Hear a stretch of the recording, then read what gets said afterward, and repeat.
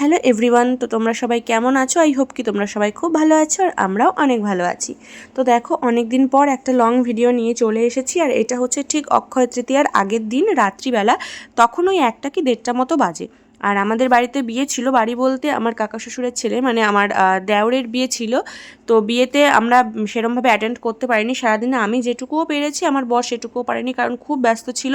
তো ওর নিজের হাতেই জায়গাটা মানে ঠাকুর বসানোর জায়গাটা ডেকোরেশন করতে চেয়েছিল। তো সেভাবে ওর সময় পায়নি বলে দিনের বেলা করতে পারিনি। তখন বিয়ে থেকে জাস্ট ও বিয়েতে শুধু গেছে, দুপুরবেলা একটু খেতে গেছে আর রাত্রি 11টার সময় গিয়ে খেয়েই চলে এসছে। এরকম ব্যস্ত হয়েও ছিল। তো আমি ছেলেকে নিয়ে মানে ম্যাক্সিমাম টাইম ছিলাম বিয়েতে। তো যাই হোক, ওই 1:30 থেকে 2টো অবধি আমরা ওখানেই মানে প্যান্ডেলের কাজের আমি ওখানে বসেছিলাম। ছেলে কিছুতেই ঘুমোচ্ছিল না, পাপার কাছে থাকবে বলে। ওর পাপা ওটা করছিল আর আমি ওখানে বসেছিলাম। ওই ঘুমোতে ঘুমোতে 2টো আড়াইটে মতো বেজে গেছিলো। তো নেক্সট দিন আমি একদম টাইম পাইনি ভিডিও করার। ঠিক ওই 5টার দিকে ঘুম থেকে উঠেছি, আমি আর আমার বর দুজনেই। তো তারপরে সমস্ত কাজবাজ করে স্নান দান করে মানে ঘরের পুজোটা আমি কমপ্লিট করে নিয়েছিলাম। আর পুরোহিত আসার 9টা টাইম ছিল, সেই জন্য আমি তাড়াতাড়ি করে সমস্ত কিছু গুছিয়ে নিয়েছি। আর আমার বড় ওর কাজে ব্যস্ত ছিল, সেই জন্য কিছুই ভিডিও করা হয়নি। তো দেখো, এবার কিন্তু আমরা বাইরে পুজো করছি, ভেতরে করছি না, কারণ আমাদের এবার হালখাতা হবে অনেক বছর পর। তো মাঝখানে অনেক দিন হয়নি। তো সেই জন্য আর এমনিতে আমরা পেতলের ঠাকুর দিয়ে মানে আমি বিয়েতে উপহার পেয়েছিলাম, তো সেই ঠাকুর দিয়ে কিন্তু পুজো হতো। সেটা কিন্তু তারপরে ও বললো যে সেটা মানে আসনেই থাক, আর আমি কিন্তু ঠাকুর অর্ডার দিয়ে মানে একটু বড় করে তারপরে নিয়ে আসবো। তো দেখো, বড় ঠাকুর কিন্তু অর্ডার দিয়ে এসেছিলো, যেটা কিন্তু দেখতে খুবই সুন্দর ছিল। আর যে এসছে সবাই বলেছে খুব সুন্দর হয়েছে ঠাকুর, সত্যি। তো যাই হোক, এখানটা দেখো খুব সুন্দর করে আমার বর ডেকোরেশন করে দিয়েছিল। আর এখানটা আমি সমস্ত কিছু গুছিয়ে পুজো কিন্তু শুরু হয়ে গেছে। আর তারপরে মানে সবার খুব মন খারাপ হয়ে গেছিলো, কারণ মানে বাইরেটা না ওয়েদারটা ভীষণ খারাপ হয়ে গেছিলো, মানে পুরো মেঘ অন্ধকার হয়ে গেছিলো। এই যে পুজো শেষ হতে না হতেই কিন্তু এখানটায় পুরো মেঘে একদম ঘিরে ধরেছিল। আর আমরা একটু চিন্তা করছিলাম যে কি হবে, কারণ এত কিছু আয়োজন হয়েছে, এত লোক আসবে, যদি সেরকম বৃষ্টি হয় তো তখন তো ব্যাপারটা সেরকম আর ভালো থাকবে না। যে একটা ঝরঝরে ওয়েদারে যেরকম একটা হয় সেরকম তো কিছুই হবে না। এই জন্য একটু মাঝখানে মন খারাপ ছিল। তো তারপর ভাবলাম যে ঠিক আছে, যা হবে দেখা যাবে। আর আমার সোনাকে তো শিখিয়ে দেওয়া ছিল, ও দিদু শিখিয়ে দিয়েছিল। তারপর ঠাকুরের কাছে এসে বলছিল, গনু তুমি বৃষ্টি দিও না, সবাই আসবে, এরকমও কিন্তু বলছিল। তো সত্যি বলতে গনু কিন্তু ওর কথা, আমাদের সবার কথা শুনেছে। ওই টাইমটাতে জাস্ট হালকা করে একটু বৃষ্টি হয়ে গেছিলো, যার জন্য ওয়েদারটা আরও খুব ভালো ছিল, ঠান্ডা ছিল। সেই একটা প্যাচপ্যাচে যে একটা গরম, সেটা কিন্তু একেবারেই ছিল না।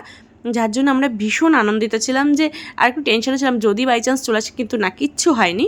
তো তারপরে আমাকে প্রণব বললো যে তাড়াতাড়ি করে তুমি রেডি হয়ে নাও, দুপুরবেলাতে সবার খাওয়া দাওয়া সমস্ত কিছু কমপ্লিট হয়ে গেছে, একটু রেস্ট নিয়েই মোটামুটি ওই 4টের দিকে কিন্তু আমি রেডি হয়ে একদম চলে এসেছিলাম। তো দেখো, আমরা সবাই কিন্তু রেডি হয়ে গেছি। আর আমি এই শাড়িটা কিনেছি পুজোতে পরবো বলে। তো ফার্স্টে ভেবেছিলাম এরকম একটা শাড়ি নেব। তো প্রণবকে আমি বলেছিলাম যে এরকম একটা শাড়ি কিন্তু পুজোতে আমি পরবো। তো ও বললো যে এটা একদমই নর্মালি হয়ে যাবে, তুমি একটু অন্য শাড়ি নাও, ভালো দেখে শাড়ি নাও। সেই জন্য ও কিন্তু আমাকে শাড়ির দোকানে নিয়ে গেছিলো। তো আমাকে কিন্তু অনেক সুন্দর একটা শাড়ি কিনে দিয়েছে। কিন্তু আমি তারপর আমার মনে হলো যে এতটা গরম পড়বে, তখন তো আর জানতাম না বৃষ্টি বা ঠান্ডা কী হবে। তো তারপর একটা হালকা হালকার মধ্যে একটা শাড়ি নিই। তো আমি কিন্তু এই শাড়িটা আমি একটা গ্রুপ পেজ থেকে আমি কিন্তু এটা অর্ডার করে নিয়েছিলাম। তো খুবই সুন্দর ছিল শাড়িটা, তো সেটা আমি পরেছি। আর ওই শাড়িটা এখনও মানে ব্লাউজই বানাতে দিইনি, তো সেটা সেরকমই আছে। ওটা যেহেতু অনেক সুন্দর, ওটা কোনো মানে ভালো ওকেশনে আমি পরতে পারবো। তো দেখো, এই শাড়ি টাড়ি পরে আমরা সমস্ত কিছু রেডি হয়ে, আর সোনাকে ওটা লাল একটা গেঞ্জি পরিয়ে নিয়েছিলাম। আর ও নতুন একটা পাঞ্জাবি কিনেছিল, যেটা আমরা কিন্তু অনেক দিন থেকে প্ল্যানিং চলছে, কাউকে সেরমভাবে কিছু বলিনি, কারণ অনেক প্ল্যান করলে দেখেছি প্ল্যানটা ঘেটে যায়। তো সেই জন্য কাউকেই সেরমভাবে কিছু বলা হয়নি, নিজেদের মধ্যেই আমরা দুজন মিলেই সব কিছু আর কি প্ল্যান করেছিলাম, কি হবে না হবে, কত কি লোক আসবে, কি কি আইটেম হবে, সব কিছু। তো দেখো, আমি কিন্তু ওই 4টে 4:30-এর মধ্যে বসে পড়েছিলাম এখানে চেয়ার টেবিল নিয়ে, তো সবাইকে মিষ্টি দেওয়ার জন্য। আর ওখানে আমাদের আইটেম ছিল হচ্ছে ফুচকা আর লস্যি। তো বলা হয়েছিল ওই 5টার মধ্যে আসতে, তো ওদের একটু লেট হয়ে গেছিলো। তো মোটামুটি 5:30 6টা বেজে গেছিলো ওদের আসতে, এসে সব কি রেডি করতে। আর দেখো, এখানে কিন্তু আমার সোনা দেখো ঠাকুরকেও বারবার গিয়ে শুধু নমস্কার করছে, আর ও ওর মতো করে কথা বলছে। আর দেখেছে পুজোর সময় এইভাবে ফুল ছড়া হয়, ও তো সেটাই ও মানে ওর নিজের মতো বলে বলে ও ফুল ছুটছিল। আর মাকে বললাম যে তুমি তাড়াতাড়ি রেডি হয়ে চলে আসো। তো মাও কিন্তু রেডি হয়ে এখানে বসেছিল, কারণ ছেলেকে আমি সামলাতে পারছিলাম না, ওকে ওর দিদুই শুধু সামলাতে পারে। তো ওর দিদুর সাথেই ব্যস্ত ছিল, আমি তো আমার কাজে ব্যস্ত ছিলাম এদিকে। তো বাবাও এসেছিলো।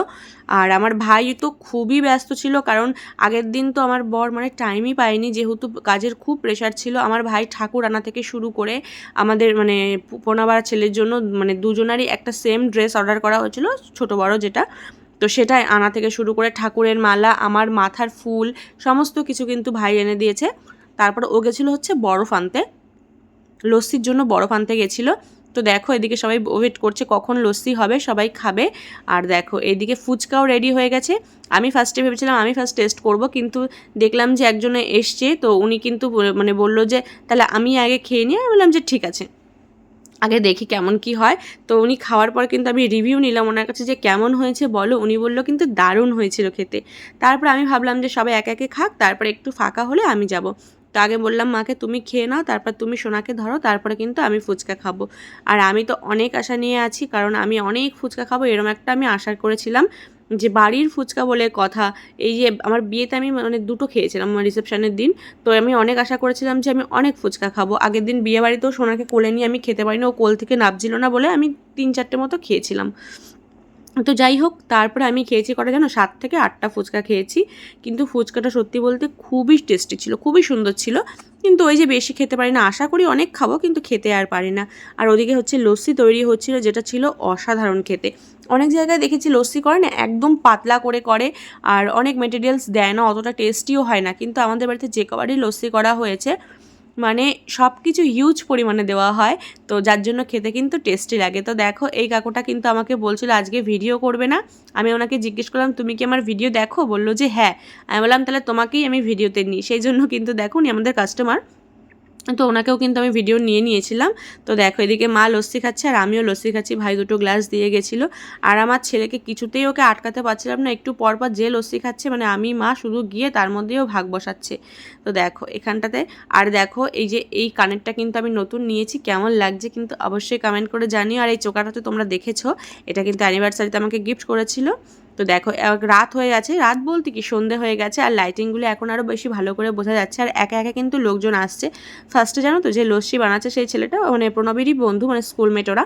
তো যাই হোক ও বলছিল যে সেরকম লোক আসবে না, তো আর একটা যে ছেলে ছিল ওকে বলছে তুই কর আমি ওদিকে যাচ্ছি। তারপরে ওকে ফোন করে রীতিমতো ডেকে আনা হচ্ছে, কারণ সামলাতে পারছে না, মানে এত লোক আসছে একটু পরপর, সপ্তাহে একবারে আসে না, সবার যার যার মতন টাইম করে আসছে, মানে সামলাতে পারছে না। লস্যি যেহেতু সবাই কিন্তু অনেক গ্লাস করেই খাচ্ছে, আর যেটা কিন্তু মানে খেতে যেহেতু টেস্টি ছিল সবাই কিন্তু খাচ্ছিল। আর এদিকে আমি কার্ড দিচ্ছিলাম, মানে যেহেতু সবাই হালকাথা করছিলাম, তো পেছনে আমি যে যত টাকা দিয়ে হালকাথা করছিল, তো আমি আমাদের এখানে মানে কি বলে স্ট্যাম্প দিয়ে, আমাদের নামের সব স্ট্যাম্প দিয়ে তারপরে কিন্তু টাকার অ্যামাউন্টটা আমি লিখে সবাইকে দিচ্ছিলাম। তো এই কাজটা কিন্তু আমার দায়িত্বে ছিল, আমিও করছিলাম। আর আমি ফার্স্টে বর মানে প্রণবী করছিল, তারপর আমাকে বললো যে তুমি এবার একটু সামলাও এই দিকটা। তো দেখো তারপরে আমি সবাইকে মিষ্টি টিষ্টি দিয়ে তারপর দেখো দীপিকা ততক্ষণে কিন্তু বাড়ি ছিল না, ওরাও একটা অনুষ্ঠানে গিয়েছিলো, ওরা কিন্তু সবাই চলে এসছে। আর দেখো আমি তো এখানেই বসেছিলাম, আর বসে আর এখান থেকে আর গিয়ে ফুচকা টুচকা খাওয়া হচ্ছিল না। ও যখন এসছে ও কিন্তু সবার জন্য ওই যে প্লেটে একদম ঘর থেকে প্লেটে করে কিন্তু ফুচকা নিয়ে এসেছিলো, যেটা ছিল খুবই সুন্দর খেতে। সবাই কিন্তু আমরা এখানে বসে খাচ্ছিলাম, যার জন্য রাতে আমাদের আর কিছু খাওয়ার আর মানে পেটে আর জায়গায় ছিল না, এত পরিমাণে লস্যি ফুচকা খাওয়া হয়ে গেছে। তো দেখো অনেকটা কিন্তু রাত হয়ে গেছে, আর পরে আর সেরকম ভিডিও করা হয়নি। আর এখন দেখো এদিকে কিন্তু সব কিছু কমপ্লিট, ফুচকা লস্যি প্রায় 600 পিস গ্লাস ছিল ফুচকা, মানে লস্যি সব শেষ। 2000 ফুচকা ছিল, যেটা সব শেষ হয়ে গেছে।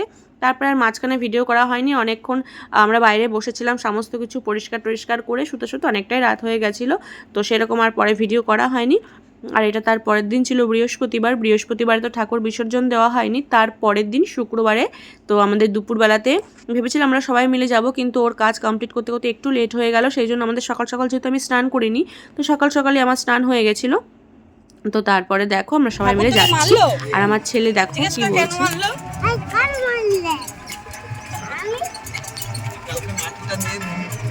ঘটের মাঠে নিয়ে নিয়েছিস না, তাই জন্য।